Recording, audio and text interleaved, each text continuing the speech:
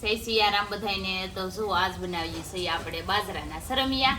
તો બાજરાનો આપણે ડોયો બનાવી નાખેલો છે. તો જો આમાં શું નાખેલું છે આપણે બતાવીશું. તો આમાં ડુંગળી ને લીલા મરચાં ને કોથમરી ને નહણ નાખેલું છે કટકી કરીને. એટલે ડોયો તો તાર થઈ ગયો ને આ બનાવેલું છે આપણે સરમિયું. તો જો અસલનું કેટલું મસ્ત મજાનું બની ગયું ને વાસી બહુ મસ્ત હોય એટલે મસ્ત બનેલા છે આપણે ને. ધારાબેન જો મારે ચલ કરી દીધા છે ખાવાના. તો એટલા બની જવાના છે આપણે સડી જવાના. ધારા શું ખા હારા ચા. જો અમારા ધારાને તો બહુ ભાવે એટલે એ બધાને પેલા અમારે ઈ ખાવા પડી. ક્યાં ધારા જો આવી રીતે સેડવાના હોય તો પેલા તેલ નાખવાનું, પછી લોઢીમાં આપણે મૂકવાનું હોય, પછી આમ ગોળ કરી નાખવાનો, પછી પાછું તેલ નાખી દઈએ તો વળે ને. આ જો આપણે મસ્ત મજાના બની જવાના છે અસલના.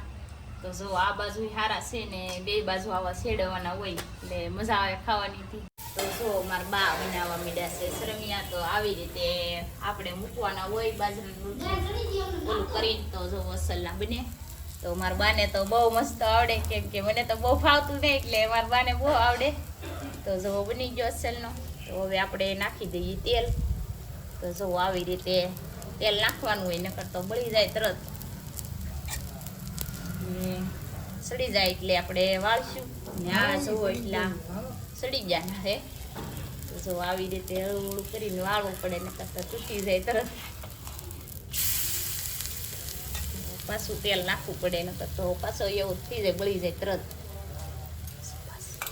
તો આપણે તો જો એટલા બની જશે. તો કોમેન્ટમાં જરૂર કહેજો તો આપણા સરમિયા કેવા બન્યા છે.